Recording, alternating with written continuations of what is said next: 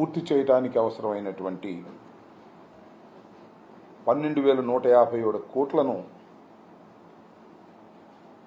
విడుదలకు కేంద్ర కేబినెట్ ఆమోదం తెలపటం జరిగింది. దాన్నే ముఖ్యమంత్రి గారు చంద్రబాబు నాయుడు గారు కేబినెట్ మీటింగ్ అనంతరం, రాష్ట్ర కేబినెట్ మీటింగ్ అయిపోయిన తర్వాత ఓ ప్రెస్ మీట్ పెట్టి దాన్ని వారు అనౌన్స్ చేశారు. ఇది ఒక చరిత్ర అని చెప్పారు.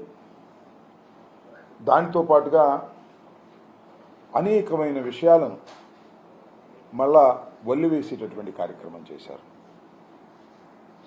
దీని గురించి కొన్ని విషయాలు మీ ద్వారా ప్రజలకు తెలియపరచాలనే ఉద్దేశంతో మీ ముందుకు రావటం జరిగింది. చంద్రబాబు నాయుడు గారు ఇంతకు ముందే మీడియాతో మాట్లాడినటువంటి విషయాలను కూడా